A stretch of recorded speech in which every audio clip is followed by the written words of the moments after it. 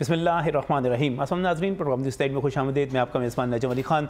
और supreme court of Pakistan के full court के बेंच के फ़ैसले के बाद, यानी कि प्रैक्टिस एंड प्रोसीजर एक्ट के ऊपर जो फ़ैसला आया, उसमें जो माजी से इतलाक़ की शिक जो थी उसको जिस तरह 7 के मुकाबले में 8 जजों की अक्सरियत के साथ उसको मुस्तरद किया गया, उसके बाद क्या मियाँ मोहम्मद नवाज़ शरीफ जो कि साबिक़ वज़ीर आज़म है और इस वक्त वो सऊदी अरब पहुँचे हुए हैं, और उसके बाद कहा जा रहा है कि दुबई उन्होंने पहुँचना और दुबई से उम्मीद पाकिस्तान एक ख़ुसूसी फ़्लाइट, एक ख़ुसूसी त्यारा वहाँ से उड़ेगा जो पहले इस्लामाबाद पहुँचेगा फिर लाहौर आएगा, और यहाँ पर उनकी पार्टी उनके लिए कोई 10 लाख, उनके मुताबिक 10 लाख अफराद को जमा करके उनका एक अज़ीमुशान इस्तकबाल करने की तैयारी कर रही है। तो क्या उनके लिए कोई ख़तरे की घंटी बज गई है? क्योंकि अब हमने कल भी अपने प्रोग्राम में ये मौजू उठाया था और बात उस तरफ चली गई थी, और एक मरतबा फिर यही बात हर तरफ डिस्कस हो रही है कि क्या मियाँ मोहम्मद नवाज़ शरीफ इस वक्त भी नाअहल हैं, क्योंकि सुप्रीम कोर्ट ऑफ पाकिस्तान ने जो फ़ैसला दिया था वो फ़ैसला एक एक्ट जो बाद में बना और जिसमें इलेक्शन एक्ट में 2017 में तरमीम की गई, और उसके तहत ताहयात नाअहली को उसको ख़त्म करते हुए 5 बरस की तक की नाअहली जो थी वो कानून का हिस्सा बनाई गई। तो कहा गया, और आज भी आज़म नज़ीर तारड़ साहब जो कि साबिक़ वज़ीर कानून हैं और मुस्लिम लीग नून की इस वक्त लॉयर्स की टीम को लीड कर रहे हैं, वो ये दावा करते हैं कि चूँकि ये कानून बन गया तो मियाँ नवाज़ शरीफ की 2017 में जो नाअहली हुई थी, 2022 में वो नाअहली, वो सज़ा मुकम्मल हो गई, अब वो नाअहल नहीं है। लेकिन ये भी कहा जा रहा है कि जो कानून है उसका माजी पर इतलाक़ नहीं हो सकता, माजी के फ़ैसले अपनी जगह पर मौजूद रहेंगे, ये बहस अपनी जगह पर मौजूद है, और आपस में इस वक्त गर्मा गर्म बहस हो रही है कि मियाँ मोहम्मद नवाज़ शरीफ जो कि चौथी मरतबा, आज भी शहबाज शरीफ नईम मीर के बुलाए हुए ताजर कन्वेंशन में जब खिताब कर रहे थे मॉडल टाउन में, तो बार बार जिक्र कर रहे थे, बार बार कह रहे थे कि मियाँ नवाज़ शरीफ जो है वो चौथी मरतबा वज़ीर आज़म पाकिस्तान बनेंगे, वो खुशहाली लेके आएंगे, वो ये करेंगे, वो करेंगे। तो इसमें सवाल ये है कि क्या मियाँ नवाज़ शरीफ चौथी मरतबा वज़ीर आज़म बनने के लिए उससे पहले इलेक्शन लड़ सकेंगे? क्या उनके कागजात जो है एक्सेप्ट होंगे? क्योंकि जब वो कागजात जमा करवाएंगे तो उसके बाद एक को नई सूरत हाल पैदा हो जाएगी, उनके मुखालिफ जो है उन पर एतराज़ आयद कर देंगे कि आप तो ताहयात नाअहल हैं। अब आर ओ जो फ़ैसला करेगा वो 2 फ़ैसले हो सकते हैं। पहला फ़ैसला, मुमकिन फ़ैसला ये हो सकता है कि वो कागजात को मंजूर कर ले कि कहाँ जी 2000 एक्ट का, इलेक्शन एक्ट जो है उसके तहत ये बिल्कुल दुरुस्त हो गया, अब मियाँ नवाज़ शरीफ जो है उनकी नाअहली जो है वो 5 साल तक थी, वो महदूद थी, ख़त्म हो गई, अब कानून ही मौजूद नहीं है, ऐसा कोई आइन में ताहयात नाअहली का जिक्र ही नहीं है, एक्सेप्ट। लेकिन अगर एक्सेप्ट कर लेता है तो सारे मुखालफिन जो हैं वो ट्रिब्यूनल में भी जाएंगे, वो हाई कोर्ट में भी जाएंगे, वो सुप्रीम कोर्ट में भी जाएंगे।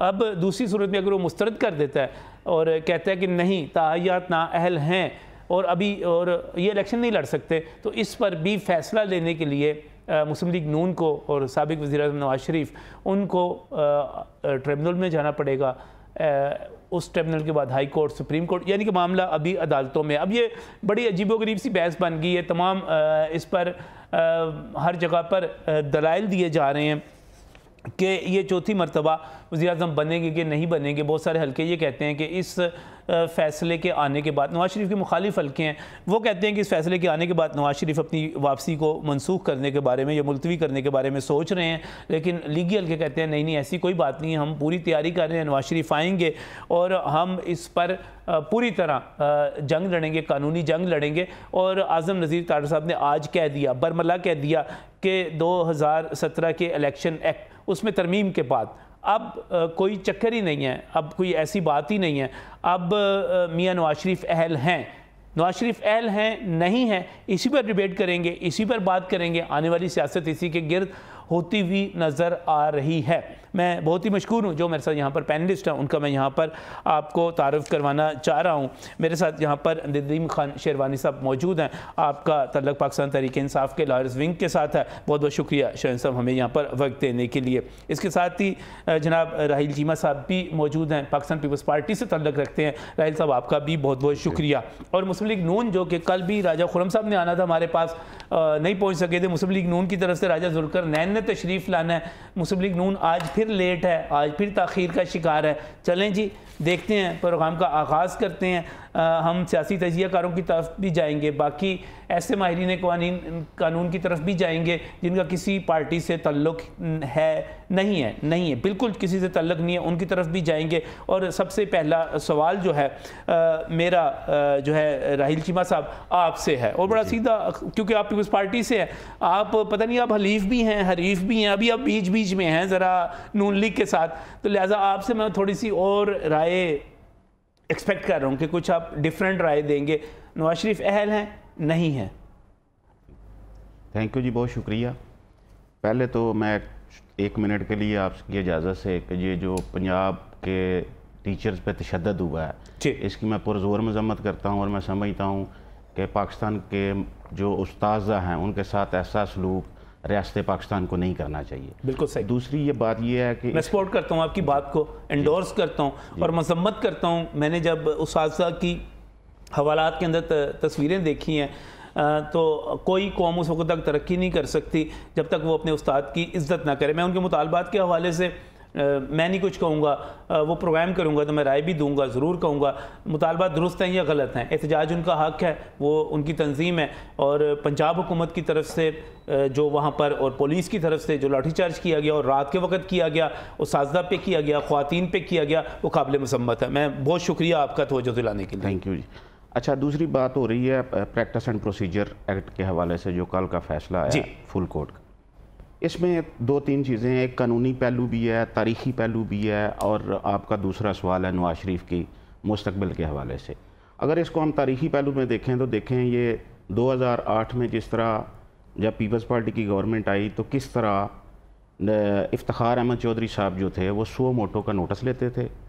रात को कभी चटनी का नोटिस होता था, कभी समोसों का नोटिस होता था, और कभी रेकोडेक जैसे मामलात में किस तरह पाकिस्तान को ह्यूमिलेशन फील करनी पड़ी और उसका कितना बड़ा फाइनेंशियल लॉस हुआ। क्यों? क्योंकि वो डिक्टोरियल माइंडसेट के साथ अदालतों को चला रहे थे। सर वो तो साकिब निसार साहब भी जी मैं उसी तरफ अस्पतालों में जाके बर्तन बजाते फिरते थे। यानी कि मुझे होती है अफसोस होता है कि किस तरह हमारे फ्रांस में इंटरनेशनल डिज़ाइनर, उनका हॉस्पिटल नेशनल हॉस्पिटल, और जिस तरह जाके उन्होंने वहाँ पर और एक बैनुल अक़वामी सतह के ड्रेस डिज़ाइनर को चीमा साहब साकिब निसार साहब ने जाकर कहा, ओए तुम ये किस किस्म के कपड़े पहन के आ गए हो यार, खुदा का नाम लें यार, तमाशा बना दिया। वो भी जिस तरह ह्यूमिलेट किया गया लोअर जुडिशरी को, जिस तरह लड़काना में जाकर, और बड़े ऐसे सैकड़ों मिसालें ऐसी हैं जो कि दी जा सकती हैं।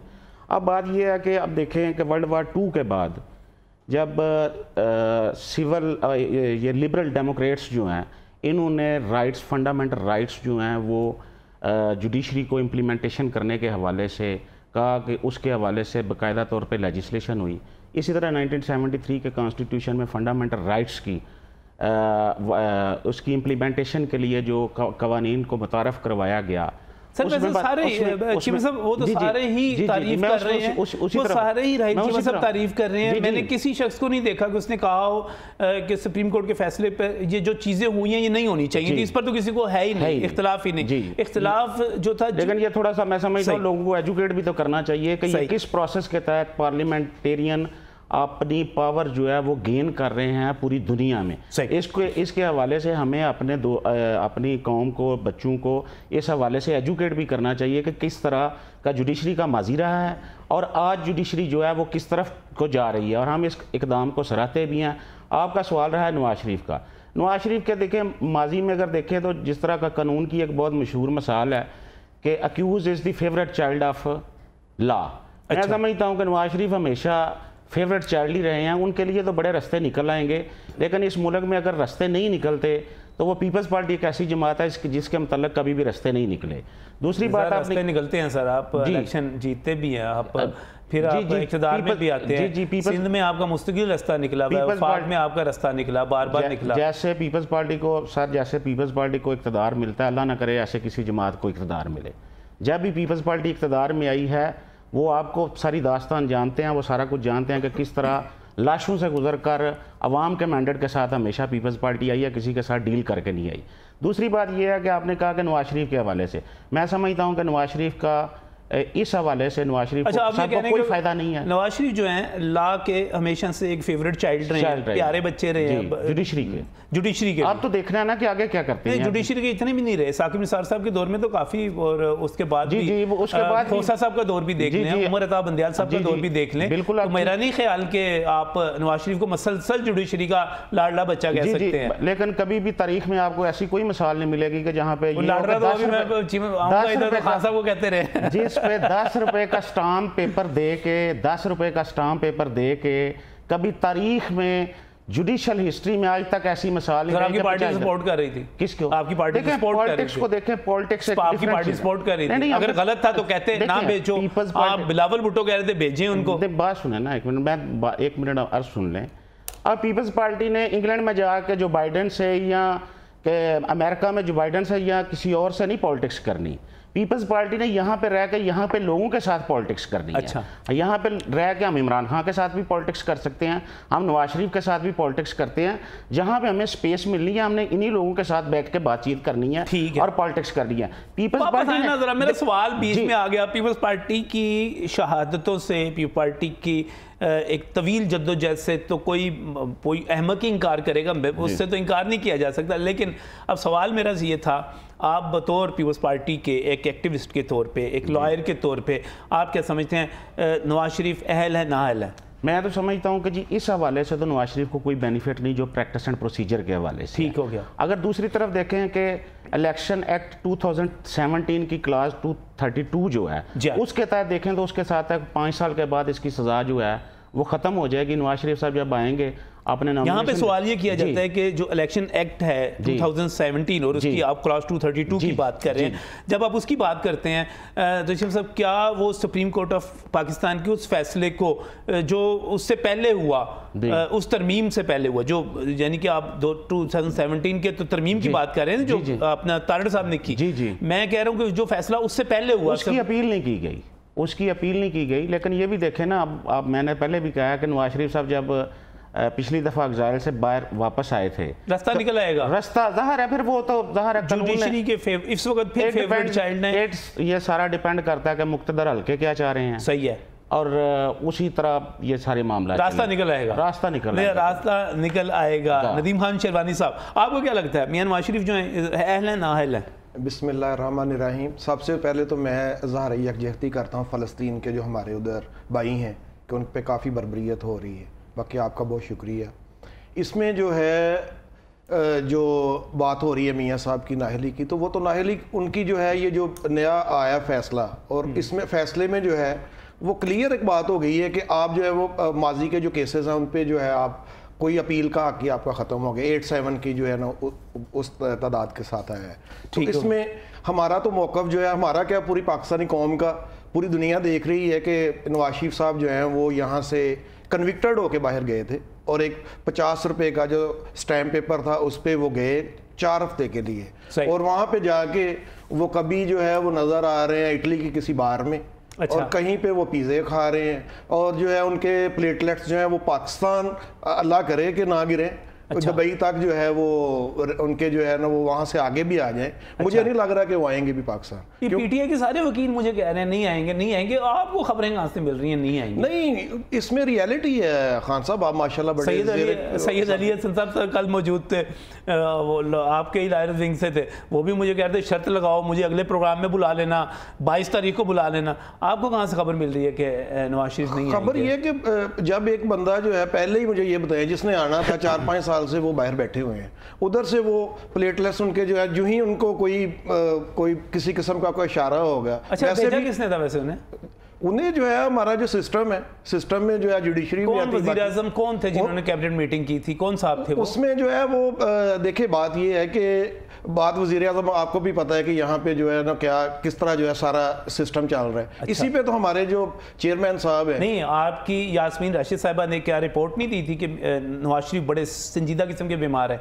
नहीं, उसमें जो है जब एक बंदा जो है अल्लाह ना करे कोई अल्लाह कोई बीमार ना खासा साहब कौन है, डॉक्टर फैसल सुल्तान आपके वजीर भी थे, वो मुशीर भी थे, वफाकी वजीर कैंसर हॉस्पिटल जो एक जी हां जी खान साहब बड़े ट्रस्टी, उनका सियासत से तो इतना नहीं बड़े प्यारे हैं, उनके करीब हैं बहुत है, लेकिन वो तो कैंसर हॉस्पिटल जो एक ट्रस्ट उन्होंने भी रिपोर्ट दी थी, उन्होंने भी चेक किया था, लेकिन उन्होंने झूठ बोला था। अगर फॉर एग्जांपल कोई बंदा जो है वो कोई इशू बना रहा है इस तरह का, तो उस पे जो है नहीं चीमा साहब देखें, एक जो डॉक्टर है उसने तो इशू बना के राय नहीं देनी ना, उसने टेस्ट करने हैं, उसने कहना है कि नवाज शरीफ की ये हालत है या नहीं है। उन्होंने आपकी वजीर सेहत जो थी यास्मीन राशिद साहबा, उन्होंने भी कहा, और आपके जो फैसल सुल्तान साहब उन्होंने भी कहा, उसके बाद तो आपको इस पर तनकीद नहीं करनी चाहिए, सारे हमदर्दी करना चाहिए। नहीं, हम तो जो है ना, अभी भी मैं तो कह रहा हूँ, मेरी तो बेस्ट विशेज है मियाँ साहब के साथ कि उनके प्लेटलेट्स फिर ना गिर जाए कहीं, क्योंकि वो मुझे तो लगता है पहले भी जो एक्टिंग बड़ी अच्छी कर लेते हैं वो, और जब जा रहे थे मैंने भी वो फुटेज देखी है। अच्छा। उसके बाद जब उन्होंने, मैंने तो पहले बात कर दी। अच्छा, मियां साहब अहल हैं कि ना अहल हैं आपके ख्याल में? नाअहल हैं वो तो ताहियात ना, जो पहले चीमा साहब जो है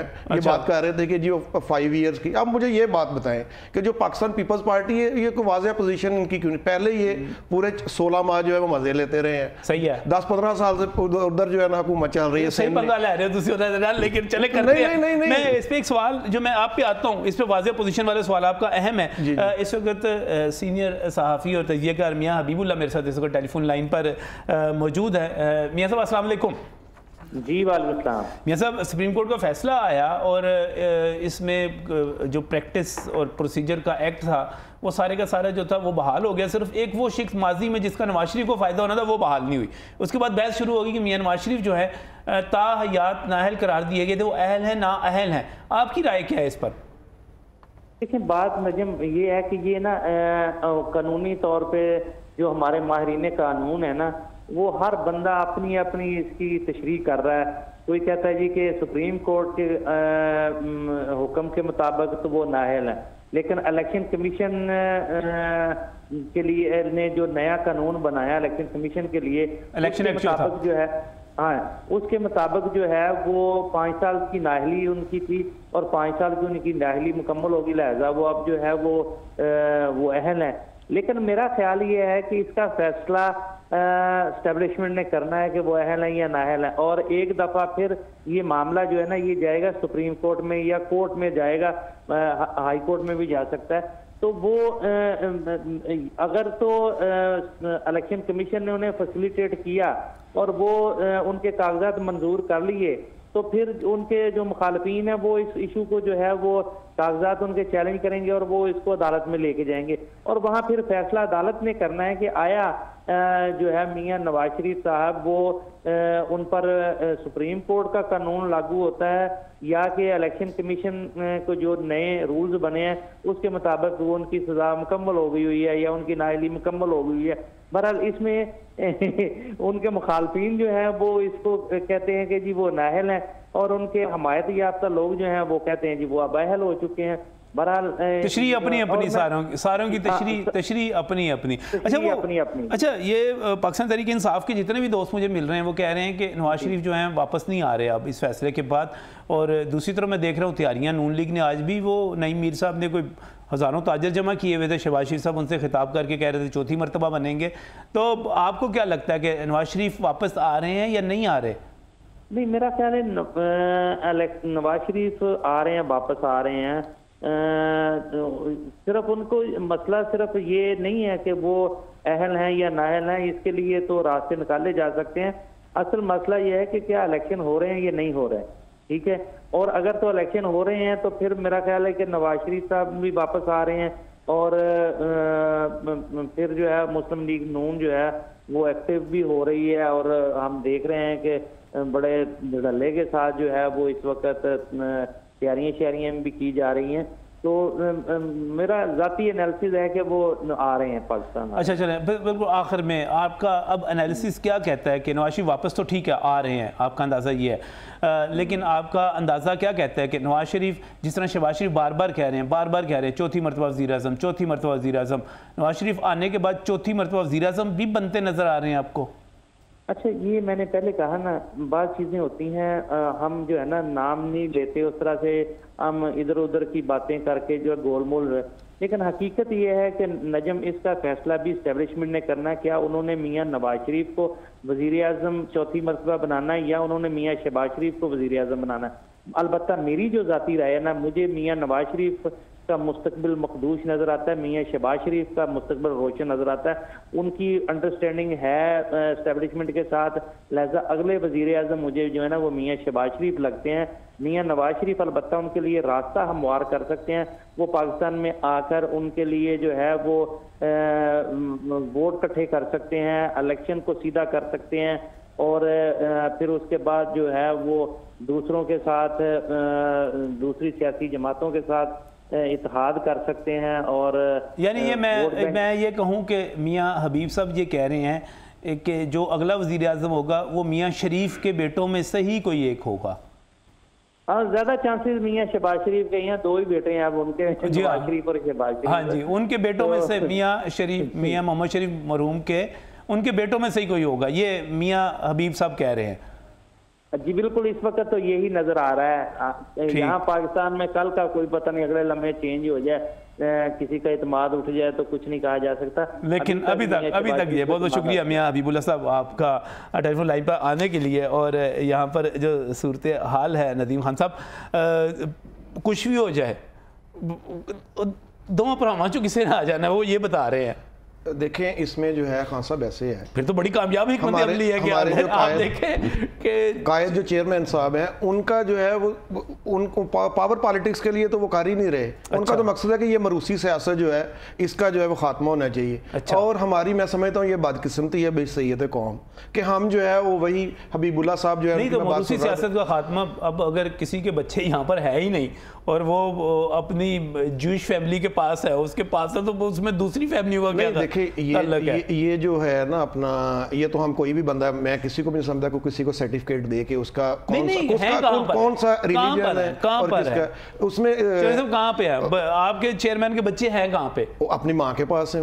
उनकी माँ कहाँ पे है? उनकी माँ जो है वो अपने घर में है। तो इसमें जो है बात उस तरह मरूसी सियासत पे आ जाते हैं। आपके चेयरमैन के बच्चे अपने बाप के पास क्यों नहीं आते? मरूसी सियासत पे आ जाते हैं। मुझे ये बताएं कि आप जो है आपके चेयरमैन के बच्चे अपने बाप के पास क्यों नहीं आते? गुलाम दर गुलाम जो है ये ऐसे सिलसिला चलेगा। पाकिस्तान जो है ये पहले वाला नहीं है। सर वो आ जाए जरा, आपके ही लीडरों ने उनके बच्चे आ जाए तो आधे लीडरों ने उन्होंने गिटाते फिरना है। नहीं, ऐसे नहीं है, बिल्कुल भी नहीं है। ये इतनी अवेयरनेस जो है ना ये अवाम को, हमारे जो यूथ है, आप देखें खान साहब का जो है वो कहाँ पे चला गया है। 90 से प्लस के साथ अगर सर इतनी आप में होती ना तो परवेज खट्टर साहब की पूरी फैमिली को आप इक़्तिदार में ना ले आते।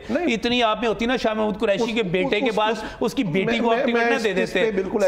सर आपसे कैसी बातें करते हैं सर? सर आपके चेयरमैन के बच्चे यहाँ पे है ही नहीं। आपके चेयरमैन के बच्चे यहाँ होते तो मैं तुझे चुम चुम के खुदा दी कसम उन्होंने चुम चुम के मार देना। हल्के की पॉलिटिक्स कर रहा है तो उसमें तो कोई बात नहीं, लेकिन ये जो गुलाम दर गुलाम का जो है मैटर, इसको तो खान साहब ने बहुत क्लियर कर दिया हुआ है, इतने अवेयरनेस दे दी है अब क्या भी इंशाल्लाह ताला जो है ना लोअर मिडिल क्लास के लोग भी आपको जो है ना इंशाल्लाह ताला अगर इलेक्शन होता है तो वो आपको नजर आएंगे पार्लियामेंट में, असेंबलीज में आएंगे इंशाल्लाह ताला। और यही जो है ना वो ये जैसे अभी आपने टिकटें दी थी, अभी उसमें 5 करोड़ जो बेची हैं सर, ये इल्जाम है।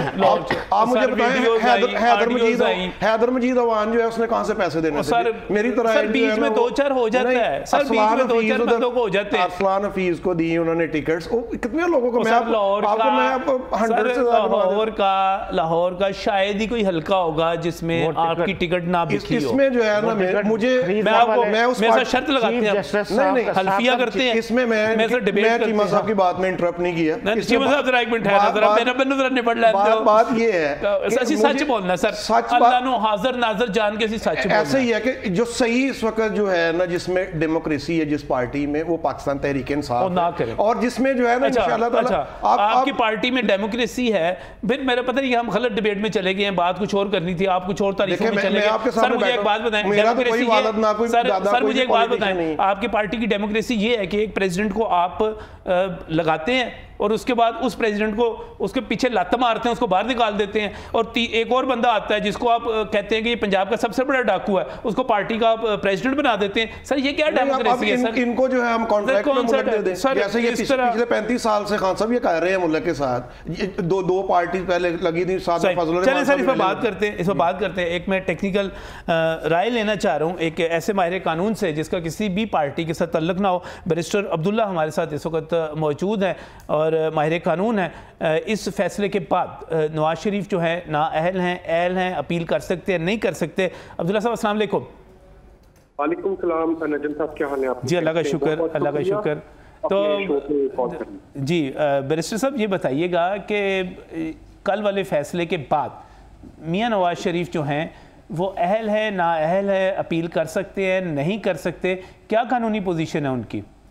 कानूनी तौर पे जो कल वाला फैसला है वो नवाज शरीफ साहब की डिस्क्वालिफिकेशन पे कोई भी उसका असर नहीं है, क्योंकि फैसला रेट्रोस्पेक्टिवली अप्लाई नहीं करता। अच्छा। उनकी जो डिस्क्वालिफिकेशन का मैटर है वो पार्लियामेंट ने पहले ही डिसाइड कर लिया हुआ है कि ताहयाती डिस्क्वालिफिकेशन जो है वो सिर्फ 5 साल के लिए होगी, और क्योंकि इनकी डिस्क्वालिफिकेशन जून 2017 में हुई थी तो इसके बाद इस चीज में कोई शक व शुबा नहीं है कि वो इलेक्शन कंटेस्ट कर सकते हैं कि नहीं कर सकते। उनकी डिस्क्वालिफिकेशन का टाइम पीरियड पूरा हो चुका है, उनका भी और जहांगीर खान तरीन साहब। आप बैरिस्टर अब्दुल्ला आप बात कर रहे हैं 2017 के इलेक्शन एक्ट में उस तरमीम की जो आज़म नज़ीर तारड़ साहब ने बतौर वफाकी वज़ीर की और अभी पिछली PDM की और पीपल्स पार्टी की हुकूमत में की गई, आप उसी की बात कर रहे हैं? जी जनाब। अच्छा, उसमें 5 साल नाअहली कर दी गई, लेकिन सवाल ये है कि क्या ये कानून जो है सुप्रीम कोर्ट के उस फैसले पर लागू होता है जो उससे कई बरस 5 बरस पहले हुआ था? जी बेसिकली क्योंकि अब डिस्क्वालिफिकेशन डिफाइन कर दिया गया तो ये जो फैसला है ये वाला कानून साजी का ये जरूर रेट्रोस्पेक्टिवली अप्लाई किया जाएगा, क्योंकि इसके पीछे जो लेजिस्लेटर्स थे उनकी इंटेंट ही ये थी कि इस पीरियड को रिड्यूस कर दिया जाए। जो कल जो जजमेंट आई है वो तो पाकिस्तान के लिए एक बहुत ही खुश आइन किस्म की जजमेंट है। इससे तो सिर्फ जो चीफ जस्टिस साहब हैं उनकी एक डिस्क्रिशनरी पावर को कम किया गया है और एक वो तारीफ है अपनी जगह, वो हम सब कर रहे हैं, मुझे सिर्फ इसमें दिलचस्पी है कि इस वक्त जो बहस चल रही है आपका मौक़िफ़ ये है कि जब इलेक्शन एक्ट 2017 में तरमीम करके ताहयात नाअहली का तसव्वुर ख़त्म करते हुए 5 साल तक उसे महदूद किया गया तो ये असरअंदाज हो गया नवाज शरीफ के उस केस पर भी जो सुप्रीम कोर्ट ऑफ पाकिस्तान ने उनको सज़ा सुनाई थी और वो ताहयात नाअहली समझी जा रही थी। जी मेरे ओपिनियन में ये इसी तरह अप्लाई करेगा।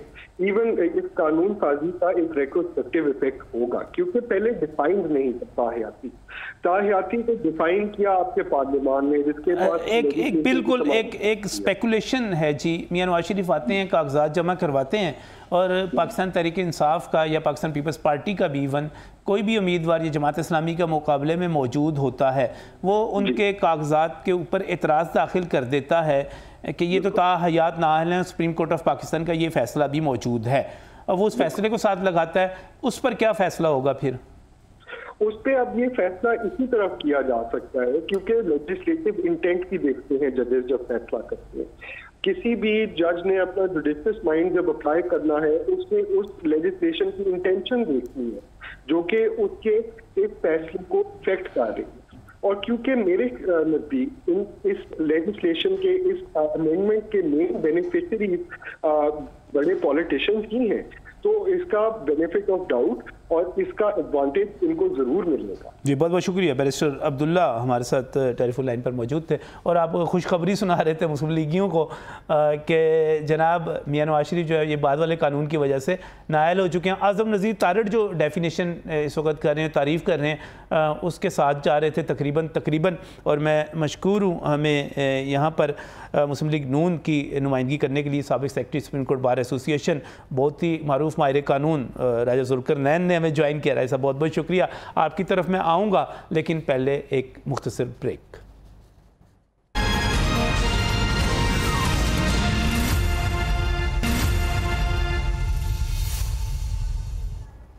नाज़रीन, हम बात करें इस वक्त मियां मोहम्मद नवाज शरीफ के अहल या ना अहल होने के हवाले से। PDM की हुकूमत ने कानून जो था इलेक्शन एक्ट उसमें तरमीम की थी और उस तरमीम के तहत ताहयात नाअहली के तसव्वुर को ख़त्म करते हुए बाकायदा तौर पे जो हद मुकर्रर की थी वो 5 बरस की थी कि कोई भी नाअहली जो होगी और अगर वो डिफ़ाइन नहीं भी होगी तो वो 5 बरस से ऊपर की नहीं होगी। लेकिन इसके साथ ही माजी से इतलाक़ के हवाले से सवाल पैदा हुए और ये सवाल जो है मियां मोहम्मद नवाज शरीफ की अहलियत के हवाले से उस वक्त ज़्यादा संगीन हो गए जब सुप्रीम कोर्ट ऑफ पाकिस्तान के फुल कोर्ट ने प्रैक्टिस एंड प्रोसीजर एक्ट में उस शिक को 7 के मुकाबले में 8 जजों ने मुस्तरद कर दिया कि आप माजी से इसका इतलाक़ कर सकते हैं। अब नवाज शरीफ अपील कर सकते हैं, नहीं कर सकते, अहल है नहीं हैं, इस पर मुख्तलिफ आरा सामने आ रही हैं। मैं बहुत ही मशकूर हूँ राजा ज़ुल्करनैन, आप माहिर कानून हैं, मुस्लिम लीग नून लॉयर्स विंग के साथ अब आपका तल्लक है, साबिक़ secretary supreme court bar association है। बहुत बहुत शुक्रिया साहब। हम आपसे पहले यही डिबेट कर रहे थे, राहिल चीमा साहब हमारे साथ पाकिस्तान पीपल्स पार्टी से और नदीम खान शेरवानी साहब पाकिस्तान तहरीक इंसाफ से मौजूद है। आप क्या समझते हैं, मियां नवाज शरीफ जो है चौथी मरतबा वज़ीर आज़म बनने के लिए, आज भी शहबाज शरीफ बार बार कह रहे थे चौथी मरतबा बन जाएंगे? पहले तो मैं मशकूर हूँ कि आपने मुझे याद किया और मैं समझता हूँ ये एक नेशनल डिबेट है और इस पर आपने इसको बाकायदा ओपन किया हुआ है। देखिए नदीम साहब, आप माशाल्लाह पुराने एंकर हैं। आज 12 अक्टूबर है। 12 अक्टूबर से मुराद ये है कि 12 अक्टूबर 1999 का जो इशू है वो आज का हम उसको ब्लैक डे समझते हैं। अच्छा, डेफिनेटली मुशर्रफ साहब ने 12 अक्टूबर को एक सिविल गवर्नमेंट को उल्टाया था।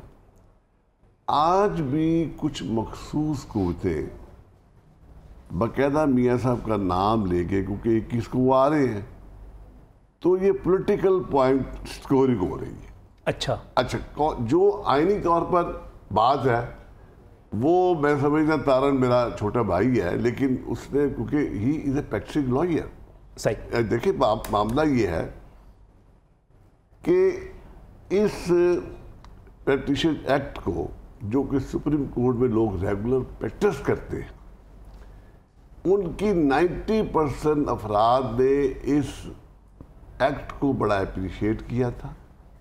लेकिन बदकिस्मती से 12 अक्टूबर के बाद जब सिविल गवर्नमेंटें आई तो हमारी जो उस वक्त की एस्टेब्लिशमेंट थी, उन्होंने जुडिशल एक्टिविज्म के नाम पर सुप्रीम कोर्ट का जो चीफ जस्टिस साहब थे उनको मिसयूज करना शुरू कर दिया। ये इज पार्ट ऑफ हिस्ट्री कि जुडिशल एक्टिविज्म का इशू इस्तेमाल किया गया। चीफ जस्टिस के चीफ जस्टिस के इख्तियारात पे 3 रुकनी कमेटी बन जाना, 180 मैं अर्ज कर रहा हूँ खान साहब, इस पे देखें वो अपनी जगह, उस पे तो हम सब मुत्तफिक है, जिसमें मुत्तफिक है उसे बहस क्या करनी।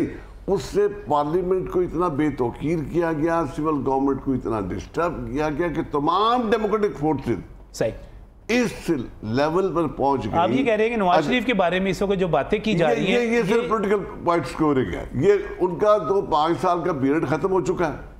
अच्छा, और वो और तरीन साहब, क्योंकि इसमें ये सिर्फ और सिर्फ मियां नवाज शरीफ साहब को टारगेट किया जा रहा है, क्योंकि देखिए एक ऐसा शख्स जो बाहर मुखालफिन खौफजदा है, उनसे मुखालफिन डेफिनेटली खौफजदा है, ये बात कर रहे हैं ना। देखिए 21 अक्टूबर को उनका भरपूर पाकिस्तान में इस्तकबाल होने को जा रहा है और लोग बड़े मोटिवेटेड हैं। यानी वो एक अलग बात है। सही आती है कि जो जजमेंट आई, इस जजमेंट के मुख्तलिफ हिस्से हैं। पहली बात देखिए मेरी बात सुने, इसमें मैं जजमेंट पे ही आना चाह रहा हूँ। हाँ। देखें उस जजमेंट के जितने फैसले हैं वो 10-5 का फैसला हो, उसके सारे मुत्तफिक हैं उसके साथ, ठीक है। उसके बाद जो आपका दूसरा फैसला हो अपील के हवाले से, उससे भी सब मुत्तफिक है। अब माजी का जो इतलाक है उसका फ़ायदा होना था नवाज शरीफ को, नहीं, माजी का इतलाक जो है बिल्कुल मियां साहब को कोई फायदा नहीं होना था ना। मियां साहब ने अपील कर देनी थी उस पर। अगर वो मेरी बात माजी का खोल देते तो वो सो मोटो सुप्रीम कोर्ट का पनामा केस वाला सारा इशू था, उसके अंदर वो अपील कर देते। अब वो नवाज शरीफ अपील नहीं कर सकते। मैं अर्ज करता हूँ, बात ये थी बुनियादी तौर पर के जो आर्टिकल 184 सबसेक्शन 3 है, जी हाँ, क्या उसमें जनाबे चीफ जस्टिस साहब ही पूरी सुप्रीम कोर्ट है या पूरी सुप्रीम? फिर मैं कहूंगा हमें उस पर इख्तिलाफ ही कोई नहीं है, उस पर बात ही नहीं हो रही। बात सिर्फ माजी के बात ये है कि जो माजी में गलत फैसले हुए और जहां पर पूरी यहां पर स्टेट को दांव पे लगाया गया, स्टेट बल्कि मैं समझता हूं कि कई फैसले ऐसे हैं कि वो आर्टिकल 6 के ज़ुमरे में आते हैं। यहाँ पर देखिए उसमें बिल्कुल हम उन फैसलों के सामने ला सकते हैं जो अच्छा चले इस वापस मैं असल में नवाज शरीफ की अहलियत नाअहली आप कह रहे हो, मसला ही कोई नहीं है, मसला ही कोई उसका वो तो मामला ही कोई नहीं है। वो तो 5 साल गुजर चुके, वो अपील करें। 2017 में उनको सजा हुई, 2022 में उनकी नाअहली जो थी मुकम्मल हो गई, 5 साल पूरे हो गए। अब 2023 चल रहा है, 2024 में इलेक्शन होंगे। तो ये तो मैंने अर्ज किया कि सिर्फ और सिर्फ एक नेगेटिव पॉलिटिकल पॉइंट स्कोरिंग है, negative political point scoring with the malicious behind it. ये आपके साथ पीपल्स पार्टी के दोस्त बैठे हैं, अभी मुझे बता रहे थे, कह रहे थे कि असल में जो एक्यूज्ड होता है वो जुडिशरी का क्या होता है जी, फेवरेट चाइल्ड होता है।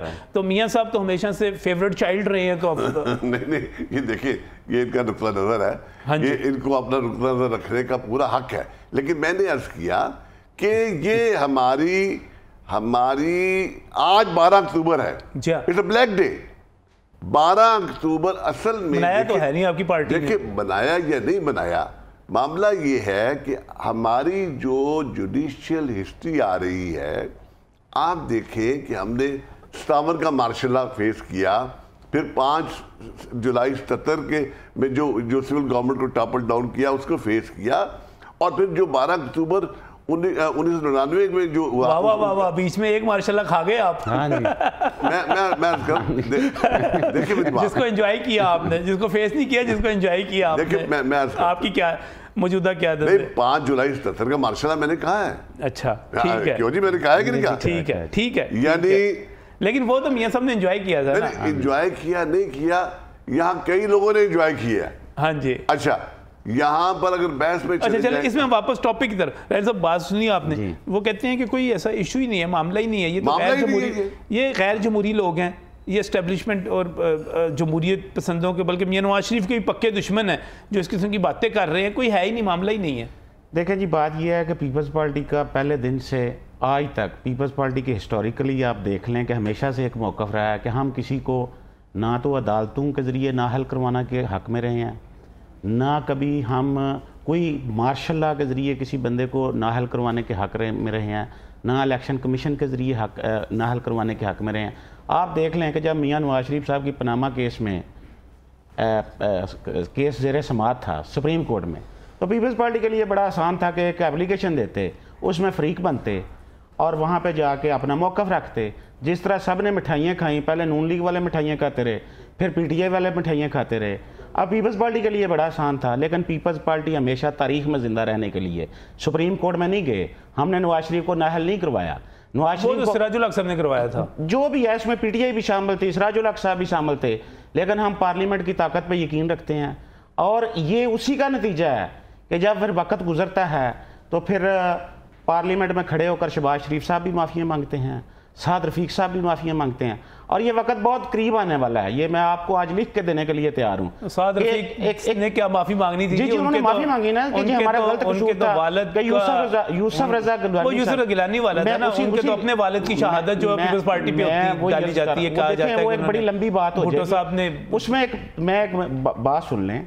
अब उसमें कई इनके रहनुमाओं ने कहा जी कि यूसुफ रजा गिलानी को डिस्क्वालीफाई कराना हमारी बहुत बड़ी गलती थी। वो कहा गया। अब उस वक्त तो ये बड़ा इफ्तिखार चौधरी के साथ ठीक कर रहे थे, फिर साकिब निसार को PTI वाले कह रहे थे। वो तो बीबी साथ, वो तो इफ्तिखार चौधरी को तो हमारा चीफ जस्टिस बीबी ने भी उनके घर पे जाके कहा था। जी बिल्कुल, ये इसमें दूसरी राय नहीं है, लेकिन जिस तरह पीपल्स पार्टी को जिस तरह ये जजेस बहाल कराए गए वो भी एक तारीख का हिस्सा है। वो भी हमें पता है, जरदारी साहब ने पिछले इंटरव्यू में बता दिया था कि अशफाक परवेज़ कियानी ने किसको फ़ोन किया था और किस तरह वो बहाल हुए थे, वो लहदा चीज़ें हैं।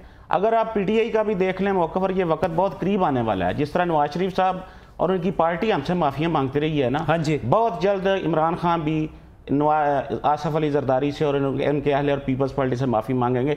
ये लिख लें मेरी बात यहाँ पे, आसिफ जरदारी साहब से माफी मांगेंगे PTI वाले और खासतौर पे उनके चेयरमैन इमरान खान भी ये लिख लें। क्यों मांगेंगे? क्यों? जो इन्होंने पीपल्स पार्टी के साथ करते रहे हैं, वो तो करते तो नून लीग के साथ भी रहे हैं, करते रहे हैं ना, तो ये माफी मांगेंगे तो आगे सिस्टम चलेगा। आप चीमा साहब ने पक्का कर दिया, शेरवानी साहब माफी मांगनी पड़ेगी आपको। पहले तो मेरे बड़े भाई हैं राय साहब, उन्होंने कहा जी कुछ मखसूस कुव्वतें जो हैं वो जो है इनके खिलाफ हैं और वो सारा कुछ कर रही हैं। एक तरफ इनका वर्जन जो है वो ये है 12 अक्टूबर वाला है, नहीं हम आंखों का तारा है जी, हम आंखों का तारा है। मुझे ये मखसूस कुव्वतें जो उनका नाम बता दें। उसके बाद ये कह रहे हैं कि हमारी जो है ना वो मुखालफत हो रही है। मुझे ये बताएं हुकूमतें किसकी थी? कहते हैं ये हुकूमतों ने ऐसे कर दिया। 35 साल से कौन हुकूमत कर रहा है? और अब नूरा कुश्ती शुरू हो गई है। ये जो फ्रेंडली अपोजिशन ये बयान आते हैं इस पे जो है नूरा कुश्ती है, नूरा कुश्ती है कि शायद स्पेस पैदा होगी। सारी आवाम कौम जो है सबको हीरो बनाने के लिए हीरो कैसे बनेंगे? वो तो नाहल हो चुके हैं। उनको वो उनकी सेंटेंस कितनी है उनकी, वो उस पे आए हैं। उसके जो है याद नाली तो होती भी कोई नहीं है ना। नहीं ये तो अब मेरी बात सुने, अगर कोई मेरा दोस्त जो है अगर कोई मेरे कानून के जो भाई तालिब इल्म है वो अगर इंटरप्रेट कर रहे हैं नून लीग के मुताबिक, उसका तो नहीं आइन के मुताबिक करना चाहिए, आइन के मुताबिक, अखलाकियात के मुताबिक करना चाहिए, कानून के मुताबिक करना चाहिए, सियासत के मुताबिक करना चाहिए, जमहूरियत के मुताबिक करना चाहिए। करवाएं आगे जो जैसे ये ऊपर जो है निगरान सेटा बैठा हुआ है वो तो कह रहे हैं कि उसमें कौन है? मुझे ये बताएं आह चीमा कौन है? आह चीमा जो है वो जिसपे 200 अरब का करप्शन का केस था, साबित तो किया नहीं आपने। साबित कैसे होना था? हमारा निजाम ही ऐसा है। अब इन्होंने कहा किसकी हुकूमत थी उस वक्त? आपकी हुकूमत नहीं, सिस्टम क्या साबित किया? अब इसमें जो है चीमा साहब कह रहे हैं जी जरदारी साहब साद रफीक कल बेगुनाह करार हुए, क्या साबित किया? ख्वाहिश देखें, चीमा साहब कह रहे हैं कि जी जरदारी साहब के जो है वो करेंगे। जरदारी साहब के पास है क्या? उनके वो कह रहे माफी मांगेंगे। इनकी जमानतें सब तो ये पिछले इलेक्शन 2018 निकाल के देख ले, लाहौर से कोई बंदा अगर 500 से 300 तो जीते ना, सिंध से तो जीते ना, सिंध जो है उसमें तो जो है वो अवेयरनेस आनी है उधर जो है इंशाल्लाह ताला वहां पे भी जो है, क्योंकि लिटरेसी रेट कम है, माफी नहीं मांगनी, कोई चक्कर नहीं है। माफी किससे मांगनी है? आवाम तो सारी खान साहब के साथ है, चेयरमैन PTI के साथ है। अच्छा, माफी कोई चक्कर नहीं। ये इलेक्शन करवाएं ना, जुर्रत करके देखें, इलेक्शन करवाएं, पता चल जाएगा आवाम किसके साथ है। अब क्यों इनको जो है ना सीने आ रहे हैं? साहब कराएं ना इलेक्शन जरा, कह रहे इलेक्शन। पहली बात ये है, मैं अपने दोस्त से बड़े अदब से कि इलेक्शन के मामले में कोई पाकिस्तान की जो पॉलिटिकल पार्टी है वो ना उससे भाग सकती है, सही, ना उसे भागना चाहिए। अब ये दोस्त जो हैं, अब इन्होंने मखसूस कुव्वतों की बात की, जो कहते हैं आंख का तारा हूं, वो तो शहबाज साहब ने कहा था ना। मेरी बात समझी, आंख का तारा है नहीं है, ये तारे थे, हाँ, अब बेसहारा है। अच्छा चले आपको सहारा मिल गया तो आए ना, तारा से बेसहारा, अल्लाह करे वो दुबई से आगे आ जाए। ये तारा वो कह रहे हैं, बार बार कह रहे हैं दुबई से आगे नहीं आना, अवाम में आके देखें तो सही। बात ये है, देखिए मैं समझता हूँ जो इकानमी का हाल कर दिया 16 महीने की हुकूमत जो है, इकानमी का क्या हाल कर दिया, वो कहाँ चला गया? इक़्तिदार के मजे लूट रहे हैं, ये कर रहे हैं 35 साल से। मामला ये है कि ये कर रहे हैं, फैंटी पैरी चाहिए, 7 और 8 का जो फैसला, अब बात ये है कि आप रावल साहब बयान दे रहे हैं, मौलाना फजल 7 और 8 का फैसला जी, वो भी उधर बयान दे रहे हैं कि मेरे हाथ, एक बंदे के हाथ आपने बंद किए हुए हैं, उसको अंदर बाहर निकाले ना उसको। अगर देखें सर जुर्म जो किया है उसको तो नहीं, जुर्म जो है 9 मई का जुर्म जो है वो नाकाबिले माफी है। मैं साबित तो नहीं हुआ उसमें जो है ना, जो स्पेशल प्रोसिक्यूटर हो जाएगा सर, हो जाएगा। मुझे बताएं उसने जो नौकरी पक्की की है पहले स्पेशल प्रोसिक्यूटर ने, आप एक फिक्र मुकम्मल कर लेने दें राय साहब को। बात ये है सर, क्योंकि हम जजमेंट में बात कर रहे हैं, तो आपने जिस पॉइंट पे आप लाए थे कि जी उस पे 7 और 8 यानी फुल कोर्ट की एक जज का, एक जज इधर से उधर चला गया, जी हाँ, ठीक है ना जी।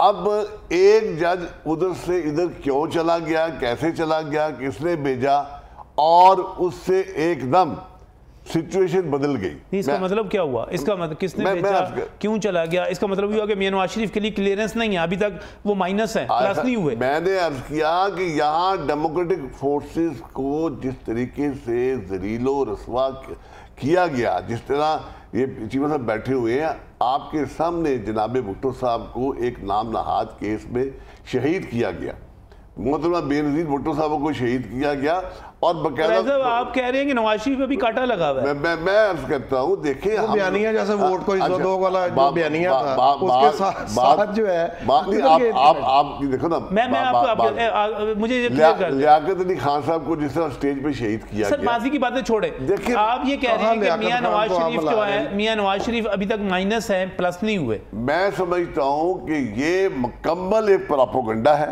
अच्छा, कि हमारी कोई एस्टेब्लिशमेंट के साथ कोई बातचीत है? कोई नहीं है, बिल्कुल गलत बात है। एक बात, मामला ये है कि लेकिन हम डेमोक्रेटिक लोग हैं, हम बातचीत का रास्ता बंद करने के लिए तैयार नहीं है। हम तो ये जो पीटीआई वाले दोस्त थे, इनको तो क्योंकि बाहरी की कुव्वतों की मुकम्मल सपोर्ट हासिल थी, इन्होंने आज खुद इस्तीफे दिए। इनके मिन्नतें करते रहे कि बाबा इस्तीफे वापस ले लो, कौमी असम्बली में वापस आ जाओ, बट दे वांटेड टू। अच्छा चले, वापस एक चीज इन्होंने बात कही, शरवानी साहब एक बात कही, और इन्होंने कहा कि इंतखाबात करवाएं। आपको इंतखाबात कब होते हुए नजर आ रहे हैं? मैं समझता हूँ इंतखाब के लिए तो मियाँ साहब जो पाकिस्तान में आ रहे हैं, जी हाँ, मियाँ साहब आ ही इसलिए रहे हैं कि वो यहाँ आके प्राइम मिनिस्टर बन जाएं, नहीं, हर किस्म की चीज को फेस करें। अगर देखिए ये कहा जा रहा है कि जी मियाँ साहब के लिए ये अपना चेंज हो रहा है, फलां हो रहा है, पर मियाँ साहब वहाँ पर इस माइंडसेट के साथ आ रहे हैं कि अगर मुझे जेल जाना पड़े मैं जेल जाऊं। अगर जाना है ना, वो तो कन्विक्टेड है, जाए जेल, कौन सा भी किसी के साथ एहसान नहीं है, जेल जाना ही है, कन्विक्टेड है वो। आप कौन से हाजी हैं? लेवल प्लेइंग फील्ड किससे मांग रहे हैं? मुझे ये बताइए जरा, मेरे भाई हैं बड़े, कन्विक्शन तो इमरान खान साहब भी हो चुकी है। नहीं, ये बात इस पे है कि आप मुझे बताएं, लेवल प्लेइंग फील्ड जो आपस में लड़ाई लगी हुई है, अब इमरान अपना हिस्सा मांग रहे हैं। पीपल्स पार्टी तो आप कौन से हाजी हैं? नहीं, हमने जो है ना असेंबली छोड़ी क्योंकि हम इस करप्ट सिस्टम का हिस्सा नहीं रहना चाहते। जितेंद्र, मुझे एक बात बताएं, जितेंद्र प्राइम मिनिस्टर रहे, उतनी देर करप्ट सिस्टम का हिस्सा रहे। नहीं, जब आप प्राइम मिनिस्टर नहीं रहे तो आप नहीं, इसमें राजा साहब ये कह रहे हैं कि इन्होंने असेंबली छोड़ी, इन्हें हमें कहा था कि आप भी इसका हिस्सा रहे, हमने जो है ना उसको छोड़ दिया। असेंबली आपने जानबूझ के छोड़ी, आपने देखा यहाँ पे तो कोई काउंसलर की सीट नहीं छोड़ता रहा है साहब, यहाँ पे कोई काउंसलर की सीट नहीं छोड़ता।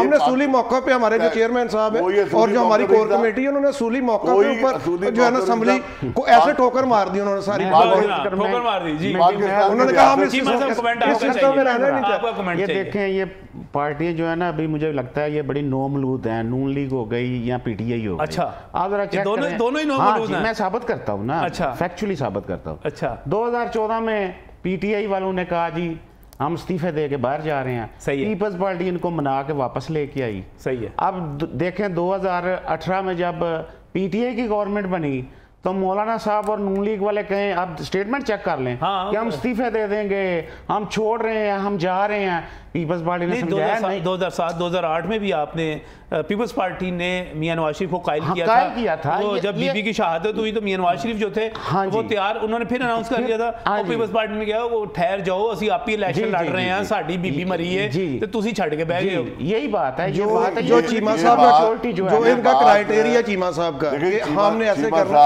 जो सबसे बड़ा करप्ट है उसको सबसे बड़ा ओहदा पीपल्स पार्टी देती है। मुझे बताएं कि राजा परवेज अशरफ साहब जो है उनकी क्या क्वालिफिकेशन? सबसे बड़े पंजाब के सबसे बड़े बात ये है कि जो हमारे वो वाली हमारी क्वालिफिकेशन नहीं हो सकती जो पंजाब जो एक्सपीरियंस इनके पास है, हम नहीं कर सकते। चौधरी परवेज लाई को पंजाब का सबसे बड़ा डाकू किसने कहा था?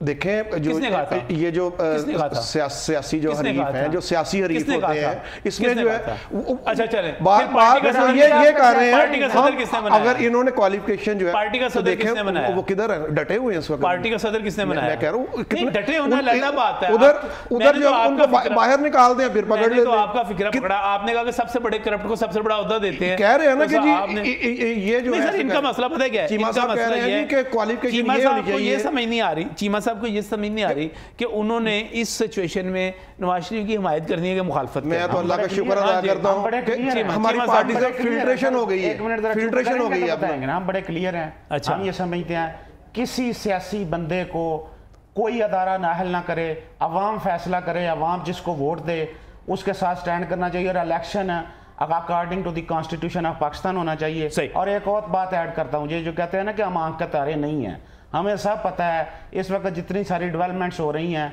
वो नून लीग के कहने पे हो रही हैं।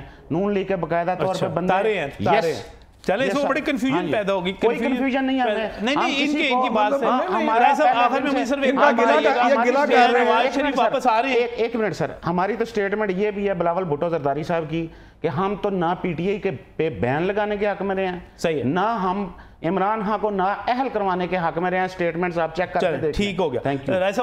यहाँ हम भी वजाहत कर दें पहले कि हम कोई पॉलिटिकल विक्टिमाइजेशन वगैरह के हक में नहीं है, और हम समझते हैं कि ये जो इनके खिलाफ केस बन रहे हैं ना, ये भी किसी कॉन्स्पिरेसी का हिस्सा है। अदरवाइज ये तो इन केसों के जरिए प्रमोट हो रहे हैं, जाली केसों के जरिए ये जो केस बनाए जा रहे हैं छोटे छोटे से। अच्छा, मियां नवाज शरीफ वापस आ रहे हैं? मियां नवाज शरीफ साहब बिल्कुल 100% नहीं आ रहे, बिल्कुल वापस आ रहे हैं कि आए जेल जाए, नहीं आए या तो फिर बाकी लोग भी निकाल दें जेल से, जेल जाए उधर जो है ना जो सवाल आता है वो आए। ख्वाहिश ये है कि मियां नवाज शरीफ साहब ना आए, लेकिन मियां नवाज शरीफ साहब ने फैसला किया है कि वो आएंगे। बहुत बहुत शुक्रिया राजा, और पूरी तरह बहुत शुक्रिया राय चीमा साहब, बहुत शुक्रिया नदीम खान शेरवानी साहब। और नदीम, ये है सियासी मंजरनामा, मियां नवाज शरीफ आते हैं और आके कितना बड़ा इस्तकबाल होता है, उसके बाद क्या होता है। आज बहरहाल निगरान वज़ीर आज़म ने कहा है कि वो जनवरी में इंतखाबात के हवाले से बहुत मुतमईन है। अल्लाह करे इंतखाबात हो जाए और फेयर एंड फ्री हों और उसके नतीजे में एक जमहूरी हुकूमत कायम हो और मुल्क आगे बढ़े। यही दुआ है। अल्लाह हाफ़िज़।